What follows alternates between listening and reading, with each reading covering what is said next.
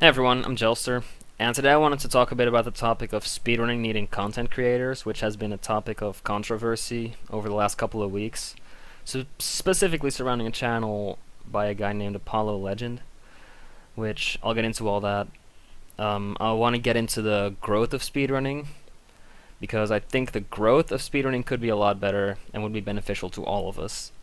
I don't think speedrunning is dead. I don't think it's dying right now. I don't think it needs to be fixed. I think all that is just over dramatization and frankly clickbait. But I do think that growth would be very beneficial to all of us, and there are some obvious steps that we can take to accomplish that. And I'll have some historical examples. I'll explain everything in detail, so we're in for quite a ride.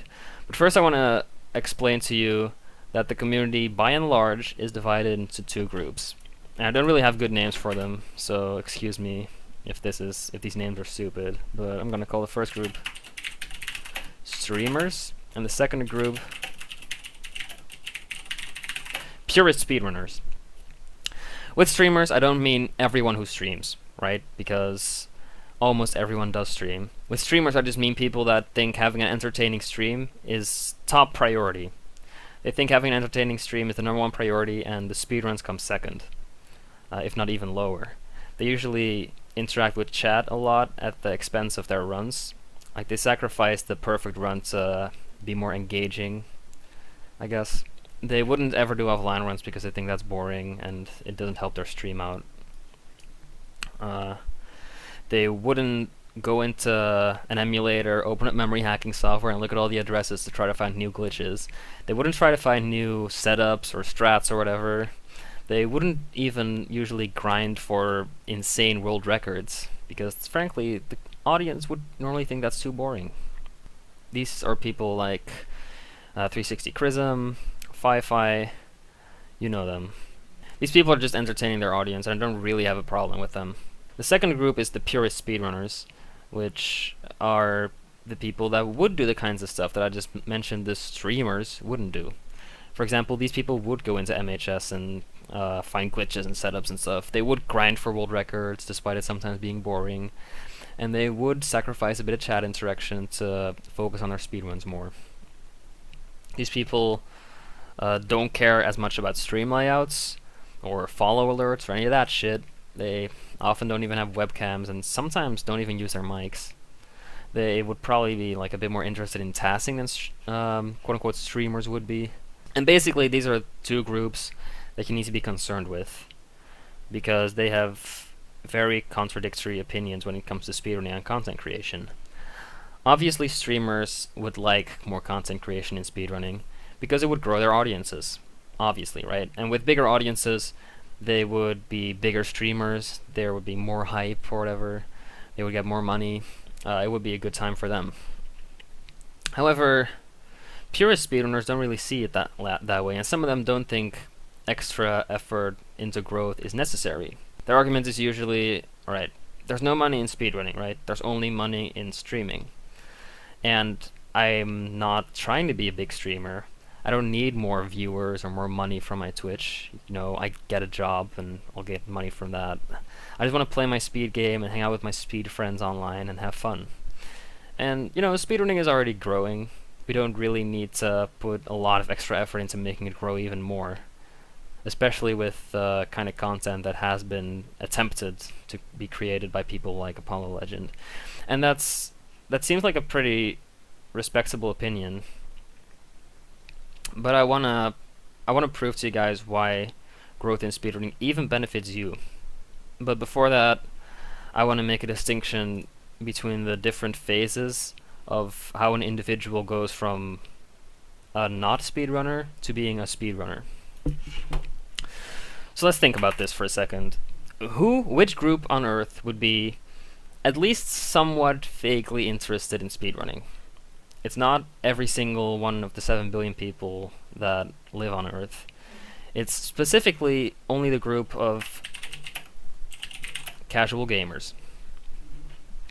And specifically casual gamers that are already online and already are a bit more passionate about gaming than the average guy. These are the kinds of people that post on Reddit and post on forums. They watch YouTube videos about gaming, they're more into gaming than the average person. And they would maybe stumble upon a Twitch stream from a speedrunner, or they would stumble upon a marathon run from a speedrunner, and they would be like, huh, that's kind of neat. They would maybe check out a few streams or whatever, and before they know it, they become, whoops, stream monsters. If you usually just watch these people and don't ever hang around with these people, you may have never heard of the term stream monsters before. And if you do hang around a lot with these people, you may hear this term every day. So to get everyone on the same level, what are stream monsters? Stream monsters are the inhabitants of large chat that are the main cause of Twitch chat cancer. They would spam a lot of better Twitch TV emotes, most notably LOL and things like Mingli. These are the kinds of guys to say Kappa is gray face, no space, if that still happens. I know that happened when I was a stream monster. But anyway, they're the kinds of people that make jokes that are really unoriginal by speedrunner standards because they've been made 1,000 times before. Like, when you're done with the intro and you're just starting the speedrun, they're saying, oh, it's on world record pace. And these are the kinds of people that say HOIP in any scenario. Usually, streamers don't mind stream monsters because they're just part of the big audience, They don't stand out so much. But for purist speedrunners, stream monsters are really annoying because you don't get very many viewers to begin with. And then if one of them is a huge shitter, it's really detrimental to you having fun streaming. However, the last step is stream monsters turning into speedrunners. This is how it goes. And if you don't believe this is how it goes, look at yourself and look at your friends. Did you have a phase where you just did casual games and then eventually you started speedrunning? You didn't just go from being a person that didn't play games straight to being a stream monster, right? That's illogical. And I think you have had a stream monster phase. Be honest with yourself. You probably did. I know I did. I know a lot of my friends have had stream monster phases, and they've all grown out of it and become actual speedrunners. So as much as we want to repel these people, they are the foundation for the future speedrunners, which is kind of funny, but yeah, that's the way it is. So back to why growth is a good thing even for purist speedrunners. Growth means getting more casual gamers to get a taste of speedrunning, and then facilitating the steps from casual gamers to become stream monsters, and facilitating the steps for stream monsters to become speedrunners. When we do all that right, we would eventually get a lot more people interested in speedrunning, a lot more people watching speedrunning, and eventually a lot more people actually speedrunning. And that's where it becomes cool for you, because you get a lot more competition, you get a lot more people looking at your game, playing your speed game, and therefore a lot more people finding strats and glitches and basically pushing your game even more to the limits. And you'll get more friends because these are speedrunners like you. And more growth in speedrunning would inevitably make it so that there would be more speedrunners like you. That's where the benefit is for you. Now, if you don't think that extra growth is necessary still, if you want to disagree with me on this, then I suggest you click off the video right now, because for the rest of the video I'm going to assume that you think growth is a good thing in speedrunning. And if you don't think so, then the rest of the video is going to sound pointless. So anyway, let's get into the first step. How do we reach the casual gamers? Like I said, these are people that are just like casually browsing YouTube or Twitch or whatever, and they would come across a GDQ run or a Twitch stream or whatever, and then somehow get interested enough in speedrunning that they check out a few streams and become stream monsters. Currently, the only way we can do that is through GDQ and GDQ VODs. However, I know for a fact that we can do a lot better than that, because we've done it before. The best example of that, and a reason why many people I know, and myself included actually, got introduced into speedrunning, is this ferry run. Ocarina of Time any percent in 22 minutes and 38 seconds at AGDQ 2013 by Cosmo. Now I know, I respect the fact that Narcissa is a girl now, I really do. I'm just going to refer to her as Cosmo and he throughout this video because that's when the contributions to speedrunning happened. So anyway, this speedrun is targeted at the casual gamer. It really is. The content you need to target these casual gamers and to hook them into speedrunning, to get them at least sort of interested, is a commentated speedrun aimed towards them. And that's exactly what this run at HDQ is. Now I'm going to explain a few things that Cosmo did very well in this explanation that may have slipped by your attention. But first I need to explain something. Speedrunners have a lot of opinions about speedrunning that are pretty much accepted across the community that casual gamers don't share with them. For example, speedrunners know that the world record isn't the most important thing. Speedrunners know that it's really an effort, it's really a group effort. It's a product of all the work done by different people to get the route to be that way, and one guy just grinded until he got it. With, of course, a lot of work. I don't want to discredit that. But that's how it is. And also, there's usually not a lot of top runners in some categories, so there isn't that much competition. So we don't view our world records as being that prestigious compared to something like an Olympic world record, where there's thousands and thousands, if not a whole lot more, of competitors that would want to be at that level. However, casual gamers don't know that. Casual gamers think very highly of world records because they've grown up looking at Olympic world records and the Guinness Book of World Records, both of which are very impressive and just unfeasible in their eyes. That's out of their reach. You have to be an absolute dedicated god to get a world record in something. They look through the Guinness Book of World Records and see all this crazy shit that they would never come up with to do themselves. And they see all these crazy Olympic world records that are the result of years and years of training and hard work. And that's the link they make when they look at speedrunners and their world records. And we need to use that to our advantage. They're instantly impressed by the fact that you have a world record in something. Even though we know that really is more about beating your own PB and becoming a better player and pushing the game to its limits as a community. And also, some of these opinions casual gamers might form by themselves still linger on in some stream monsters before they eventually realize their ways. So, yeah, keep that in mind. Speedrunners also know that if you want to see how good your run is, you really need to compare your PB to your sum of best. And then you need to look at it like, okay, which parts had cutscenes and which parts actually had me playing, which parts were heavily influenced by RNG, what can I do better, what kind of mistakes did I make, all that kind of stuff, and how close is it to my sum of bests. Casuals don't see that shit. The only thing casuals see is, oh, he's first, he has the world record. Oh my god, 17 minutes and 17 seconds, and this guy's from Norway. That's all they see. And to see anything else, they have to actually click on the run and see what it's all about. And usually when they do that, you see this a lot on mainstream news websites for gaming, such as Kotaku or IGN, or sometimes for dedicated communities like Zelda Informer or Zelda Dungeon or whatever. Whenever world records get posted on those websites, you have a bunch of people in the comments, a bunch of casual gamers, that come to stupid conclusions about speedrunning, because that's apparently logical to them. Obviously, we cannot grasp that anymore, because we've evolved and we're speedrunners now, right?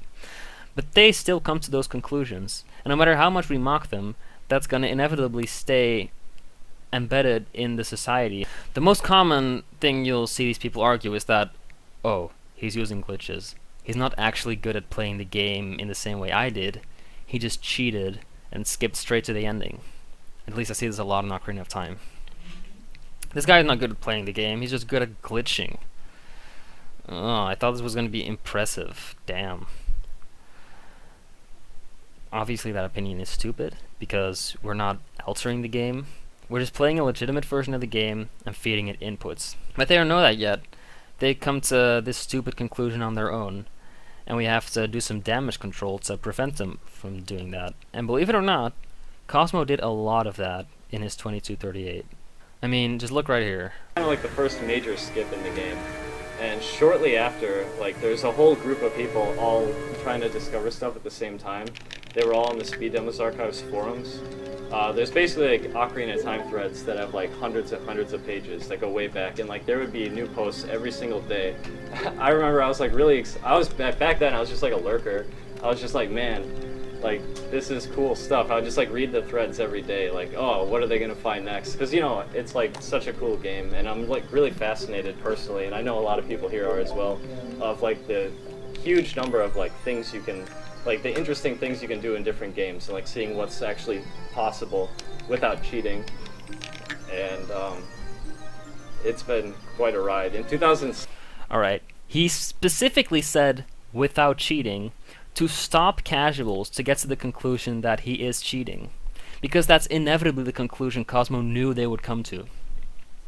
And also he goes on during the entire first half of the video to explain how cool it was that over the years we found all these cool skips and stuff to skip multiple different things in the game. And during all that time he's just assuming like that's the way it's supposed to be. Like we use whatever tools we were given, whether they're glitches or not, and use that to play the game as fast as possible, which also kills off the opinion that casual gamers may form that says like, oh, you have to play the game from start to finish, not skipping anything, or not using glitches. Also, I want you to notice this part of the run. For a while, we thought that we figured it out again, because there was a way to warp from beating Dodongo's Cavern directly into the credits. So that was like, wow, we did it, we skipped Ganondorf, we got past the bottleneck. And some people, like, this was pretty crazy for some people, because some people thought that, like, is this really beating the game? Like, he didn't even beat the final boss, you just, like, go right to the credits. But, like, it was really interesting and really cool. And so for a while, like, oh, well, this is it, man. This is, like, the final thing. See what he does? In the eyes of the casual gamer, that's a pretty legit argument. You didn't even beat the final boss. How do you even beat the game? And he just presents it as if it's something just kind of funny that people think that. Of course it's beating the game. Done. We get to the end screen. That kind of manipulation, I almost want to call it, is essential in preventing casual gamers from forming these stupid opinions that they apparently inevitably are going to form. So what did happen? What got speedrunners to stop making post commentaries? Because we did it for a long time. It happened a lot on SDA. A lot of people made post commentated speedruns about a lot of games. What made us stop it? I think one of the main reasons why we're not making post commentated speedruns anymore is because of this. This is Legend of Zelda Ocarina of Time in 1810 by Cosmo. I re-uploaded it because Narcissa privated all our videos. This speedrun is too good. It is only a couple seconds away from Cosmo's Summa Bests. It has amazing commentary going into the history, it goes into how every glitch works, it goes in a lot of detail about everything. And I think this sets the bar very high for other speedrunners. And I think they were like, oh, okay, I'll do a post commentary when I reach the final goal, when I reach the 1810 level of optimization. Which is honestly almost never gonna happen. At one point you just have to go through it and be like, alright, you know, I'm leaving the category behind for a while, I might as well make a post commentary now. And aside from the fact that the standards for post commentaries have become very high because of the 1810, there's also just a dominant culture within purist speedrunners to be very modest and humble when it comes to your speedruns. Like, they get mad and very negative when they make small mistakes that cost like 10 seconds or something. They have a culture that they usually say this run sucks when they make a small mistake. Because that's how you would behave to your friends, to your speedrunning friends. You know the standards. And if you want to have a really good run, that's the standards you're going to have to live by. However, what you have to understand when making a post commentary for casuals is that the standards for casual gamers are retardedly low. They are actually so low because they compare your speedrun to their own casual playthrough. And so it doesn't matter how many mistakes you make, as long as you yourself don't make a big deal out of it, they'll have no clue that it's not a big deal. And I'll give you some examples from this very video. So here we have Cosmo failing escape and doing Navi Dive, and not telling us that Navi Dive is a backup strat or that he failed anything at all. It actually took me a few weeks to figure out that he even did fail anything at all. Like, for the longest time, I just thought Navi dive was the strat. Watch this. He just continues Like, his story. wow, I wonder if this works in other places. And he tried it in all the different dungeons. And it turns out that after he tried it in the Fire Temple, it warped him to the Forest Temple, which was really crazy. Right there I did a Navi dive to get out of the forest early without beating the Deku Tree.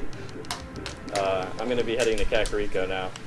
But anyway, on with the story. You saw that? That's how you do it. You just don't make a big deal out of your mistakes, and the casual gamer will be impressed. I have a few more examples from this exact same run.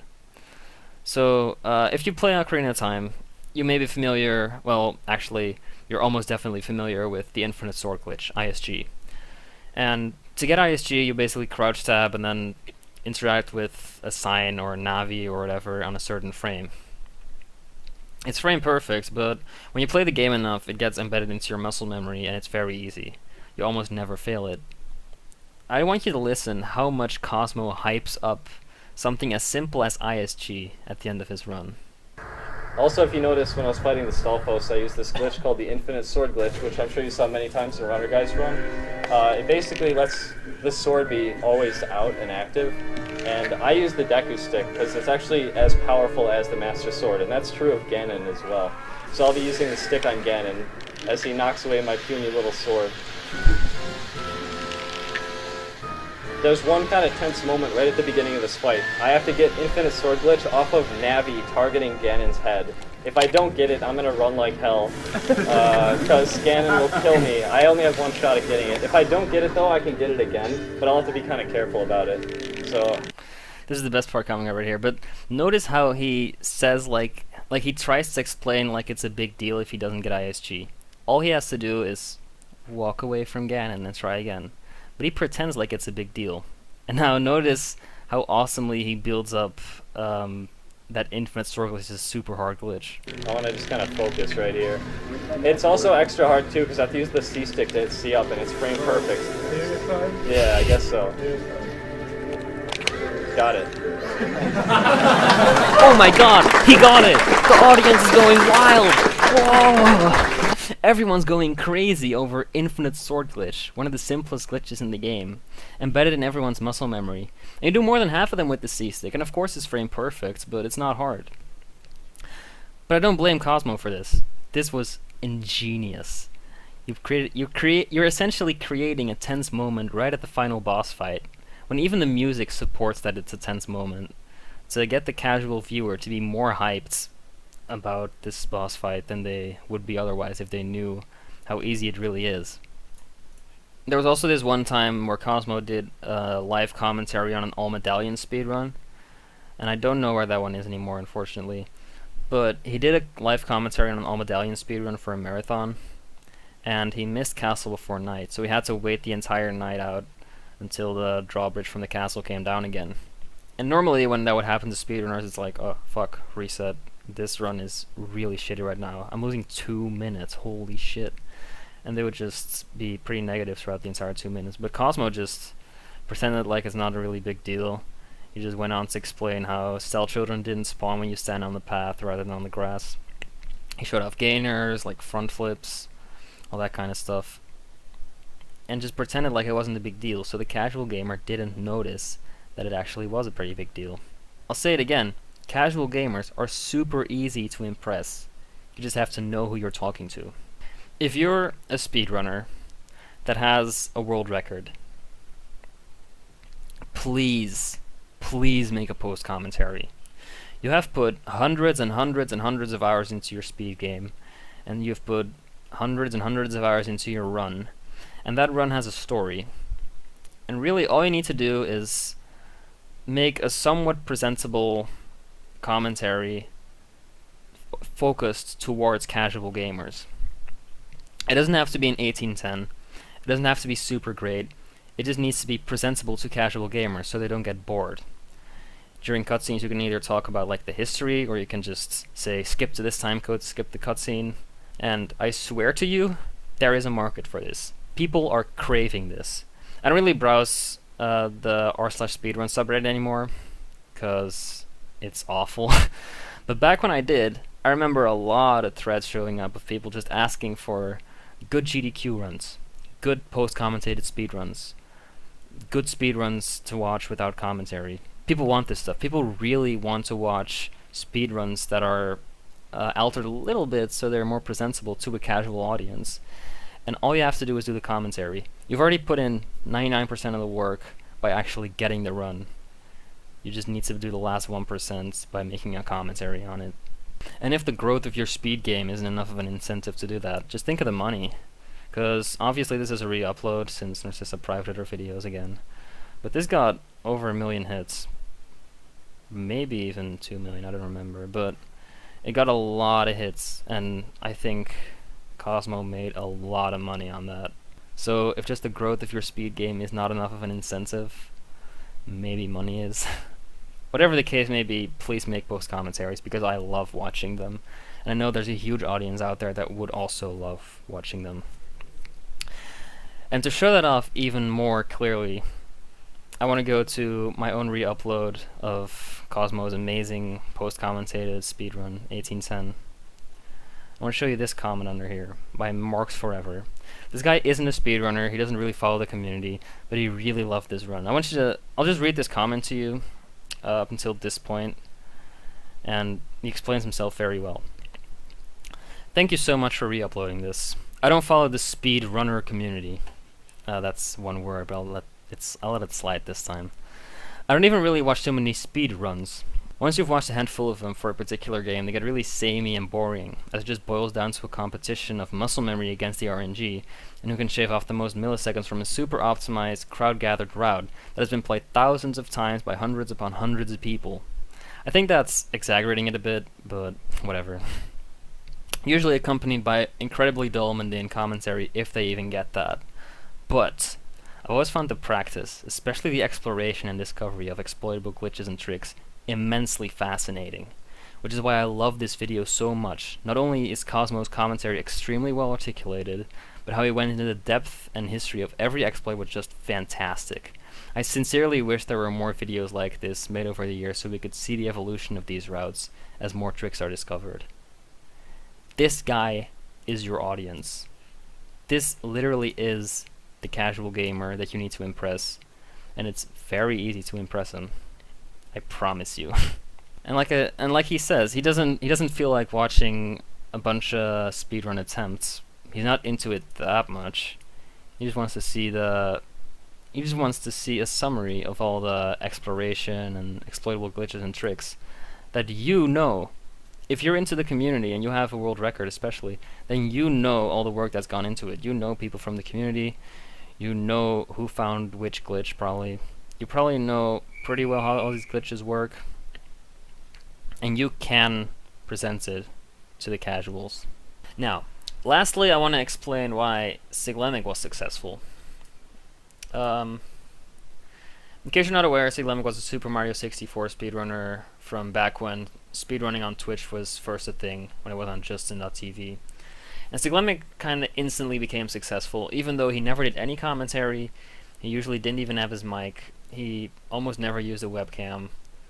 It was pretty much just raw gameplay and splits.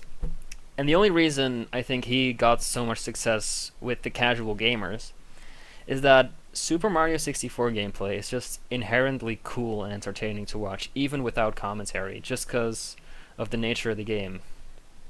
This is just really cool platforming. And you don't need someone to tell you what's going on just to be super excited and impressed by this, I think. Let me ask you something. Do you remember your first Super Mario 64 speedrun? Because I do. I was so excited about it. Everything was so fast-paced and so cool. This guy just seemed like an absolute god at his game. It felt like speedrunning at its finest, and no one needed to explain to me why this was cool and what was actually going on. Because it's just going to the star as fast as possible, and that's the nature of the game. That's why Sig Lemak didn't need commentary to grow to the level he'd grown. But that doesn't go for every single game. If you have a platformer that kind of speaks for itself, like Super Mario 64, you can pull the same thing. But if you have a game like Ocarina of Time with a bunch of glitches that require explaining, you're probably gonna be better off if you make a commentary on your speedrun. Now I want to talk a bit about how we could centralize these post-commentated speedruns, because casuals aren't gonna randomly find them on their own unless they're super successful in YouTube's algorithm, like Cosmo speedruns and Sig Lemak speedruns were. We need a central hub for them, is what a lot of people think. And I agree with that. Some people say we need to have one central YouTube channel on which we upload all of them. And I think that would kind of take away from the incentive. Because, like, if you're a runner and you put so much work into your run and your post commentary, it's gonna feel weird to just give it away to another channel just for the sake of growing speedrunning. I think people would rather want to upload those things to their own channel to get a lot more own benefit from it, and I don't blame them. What I think we need to do to promote these post-commentated speedruns is use this fairy site, speedrun.com. Right now, the homepage of speedrun.com is absolutely wasted, in my opinion. You just see the latest runs, which, let's be honest, no one clicks on these unless you see something from your own game that, like a friend of yours got a good time or whatever. The latest tweets you usually don't watch. Right now, this homepage is wasted. The only thing people do on here is use the search engine, which, by the way, is an excellent search engine. We could use this homepage for something great, something that introduces the casuals into speedrunning. And I think post commentaries are key for that. We could have post commentaries on here that would be submitted and approved by the communities themselves. So, in the case of Ocarina of Time, you would be anyone in the community would be able to submit a post-commentated speedrun, and the mods from this leaderboard from the community would have to approve it or deny it, and then there would be like a tab somewhere here that says commentated speedruns, or maybe even higher if it's important enough. And anyone that's slightly interested in speedrunning the game can just check out those post-commentated speedruns to more easily make the switch from casual gamer to slightly more interested casual gamer to stream monster, so that people can be introduced into speedrunning, in this case this game in particular, more easily. And I think we need to do it that way because that way it's going to be much more automated.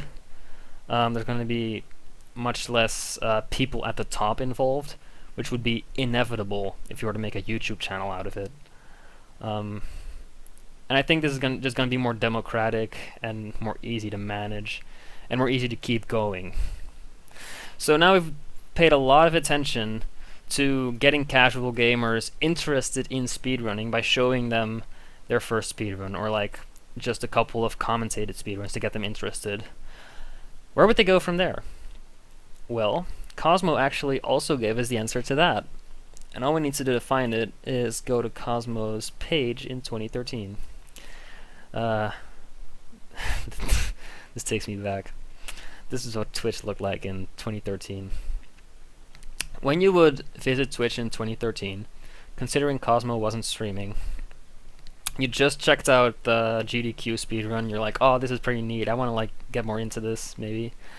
You go on his page, and it's playing Paper Mario and Speedruns Live, okay? Speedruns Live. Hi, I'm Cosmo, I co-founded Speedruns Live. Sometimes blah blah, SRL, Speedruns Live channel. Speedruns Live, well, he's not streaming right now, I guess I'll check out Speedruns Live. And Speedruns Live still exists. It's not as powerful anymore, but it still exists. And it still looks pretty much the same. And what Speedruns Live is, in case you don't know, frankly, Speedruns Live is a page on which every single speedrunner is shown. Right now you can see every single speedrunner, sorted from high viewer count to low viewer count. And the casual gamer that's sort of interested in speedrunning would go here, and they can literally just look at the list of games down here and see which one they find interesting or which one they've played. They'd be like, oh, I played Super Mario Sunshine as a kid. I'll check out this guy. And then, you know, right away they're watching Dutch J. If it loads. Yeah, there it goes. Right away they're watching Dutch J play Super Mario Sunshine, and they can get involved in that speed game. Or maybe they're like, oh, I played Majora's Mask, and they start watching Majora's Mask. That's how Speedrun's Life pulled them in even more, and that's how Speedrun's Life facilitated the step from casual gamer to stream monster, because you get them to check out streams. Believe it or not, I think that's actually the primary purpose of Speedrun's Live back then. Obviously, it's more well known for racing now and for the tools and, bingo and stuff right now. But back then, it was mostly used for casuals to just get into other speedrun streams. It was one central hub where you could find every speedrun stream. And it was pretty powerful because back in the day, Cosmo would have Speedruns Live all over his Twitch description. He would have Speedruns Live in the bottom right corner of his stream. I remember Stelzik had the Speedruns Live logo somewhere in his layout. I remember Samurai Man had it somewhere in his layout. I remember a whole lot of people had it. It was this shit. Everyone just had Speedruns Live in their layout. And even if you just started out, you wanted to hang out with the cool kids, so you did it as well. And that way, Speedruns Live became like the central hub for finding new speedrun streams. Now, obviously Speedruns Live doesn't serve that purpose anymore because people don't endorse it anymore like they used to.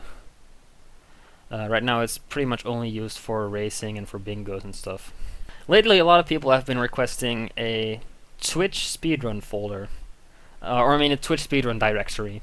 Basically you would go on Twitch and you would instantly have a button to find all speedrun streams, which pretty much is the exact same as SRL, right? I mean, think about it. The ultimate version of the Twitch speedrun directory would literally be SRL, except, clicking this run would instantly take you to the full screen version, and you could watch it on Twitch. And because it's on Twitch, it would be more available to the casual person visiting Twitch. However, if Twitch doesn't listen to us and doesn't give us the speedrun directory on Twitch, the next best thing we can do is either endorse Speedruns Live again to make it into the hub it once was, which I honestly think is never going to happen. Or we can acquire the same thing on speedrun.com. Currently, speedrun.com has the streams section, on which you can also find every speedrun stream, which it's pretty much the same as SRL. It's the same idea, but the layout's worse because you don't have a player. And you also have to click on this tab to get to it, so the casual person is not going to know where it is. Whereas if you were to put it on the front page, imagine you had an SRL-like layout in this part, then instead of latest tweets, you had all the latest post-commentated speedruns. That would be a pretty good way for the casual viewer to get into speedrunning more.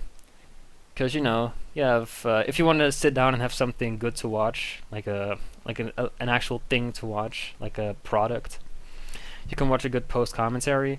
And if you just want to chill in some stream, you can go here and chill in some stream. That would be a very inviting way to get this step going. Casual gamer to stream monster. And also, an effect that you may have noticed is that SRL back then made speedrunning top-heavy. Everyone watched Cosmo, everyone watched Sig Lemak, everyone knew the top people. And right now that's not as much the case anymore. And I think a reason for that is just because SRL doesn't have the kind of influence it used to have. You have to realize when you're, right now this is 720p, this is not a normal monitor. But if you have a normal monitor, you see about this. You see the 12 most viewed speedrun streams right now, on a 1080p monitor at least. You would see the people with the most viewers first, who are more likely to click on those than the people all the way down here, because you have to scroll to them. And that way, speedrun streams with more viewers would get even more viewers. Now, I'm not saying that's a good or a bad thing or whatever. Some people would say it centralizes our community more, other people would say it's not fair. That's a discussion for another day, but just an observation. Now that we've gone through this entire step of getting casual gamers to get interested in speedrunning and become stream monsters, we can talk about this step. From stream monster to speedrunner. I think speedrunners, and especially the purist speedrunners, are already very aware that this step is necessary, and they're already doing some amazing work to facilitate that step. For example, your game probably has like a wiki or something like zeldaspeedruns.com with a bunch of guides and explanations. They probably made tutorials, they made paste bins for different routes, they made detailed Google Docs with like optimizations and more detailed descriptions on routes, all that kind of stuff. It makes it easier for stream monsters to learn how to speedrun and become speedrunners. I don't think that's where the problem is. I think the problem with the growth is getting the casual gamers at first, and then getting them to that stream monster phase. So with all that in mind, let's look at some attempts people have made to get content creation into the community. Because frankly, none of those people focused on this step of getting casual gamers to become stream monsters. Let's look at the most recent example, Apollo Legend. Let's say you're just a casual gamer, just browsing YouTube, and one of these videos pops up in your feed. Or, one of these videos pops up like in your related videos or on the YouTube homepage or whatever. You're just a casual gamer, you don't know nothing about speedrunning, and you see Bonesaw banned from Games Done Quick. Who the fuck is Bonesaw? Who the fuck is Narcissa, right? Who is AltFX? Who the fuck is Mike Uyama? What's Games Done Quick? Who the fuck is Bouncy Boy? How can we fix the death of speedrunning and speedrunning these? Well, I don't care. I don't know what that is. Viewer submitted highlights. If I didn't know Apollo Legend, I'm not very likely to click on this. Super salty speedrunners might be something I'd click on if I were just a casual gamer, but that's just laugh at them, you know. Look at these fucking nerds getting mad over Mario Sunshine or whatever. You know, who the fuck is Storgy? Is it faster to grab the top or the bottom? Oh, gee, I don't care. I just play the game. You know, like, the videos explaining glitches might get people interested, but not nearly as well as a good post-commentated speedrun would. And I actually like the first speedrun ever video as well. But for that reason, I think Apollo Legends channel isn't really designed to get the casual gamers in there and make them stream monsters. It's more or less designed to entertain the stream monsters and to make their stay nicer. Which, you know, that's also sort of important, because if you make the community an more enjoyable place for those people, there's inevitably gonna be more of those people eventually, but you don't introduce them to it, so it's not the most efficient way to get the community to grow. Another thing I'd like to mention again is Trihex's attempts back in, was it 2015, I think? I don't quite remember. But he tried to kick off this thing called Speedrun Breakdown. I'm not going to show you this entire video now, I'll leave a link in the description. But basically, Speedrun Breakdown was a glorified tutorial series with a brand. And what that would do is just facilitate the step from stream monster to speedrunners. And like I said, I think that's dependent on the community of whatever game you have. And most communities are well aware that they need to get their resources in order. And I think most of them are doing a really good job at it. And so Speedrun Breakdown would just be an overzealous attempt to try to do the exact same thing. Now, the last thing I want to address is I Ate Your Pie's paste bin. He also made a paste bin on speedrunning and content creation. He's probably the best example of streamer you can find right now, because he barely speedruns anymore. But watch, this is his pipe dream of a speedrun content YouTube channel. All the way down here at the bottom of the list you have commentated runs and commentated races, which I think would help get casual gamers interested in speedrunning. But at the top here, you have a bunch of ideas that would just, again, please the stream monsters, and maybe please the speedrunners as well. You're just making an account to please those groups, not to get new people to join you. And getting it all in one place would make it more easy, but then there's not as much of a payoff for the individual. And I think that's why a lot less work would be done. But yeah, that's pretty much my opinions on the matter. Please, for the love of God, create more post-commentated speedruns. If you don't feel like it, or if you don't have a good run yet, you can make a live commentary. As I said, casuals will be equally impressed by anything because they don't know the standards and you can tell them anything. They just compare it to their own casual playthrough, and so everything is infinitely better than they were. This is how we get the speedrunning community to grow, and I think that's beneficial to all of us. If you have any thoughts on the matter, please leave them in the description. Hit me up on Twitter or whatever. I'm fine with discussing anything of this. I want to hear more thoughts about this. Give me some holes in my theory if you can find them. And please make more post commentaries. I would love them. And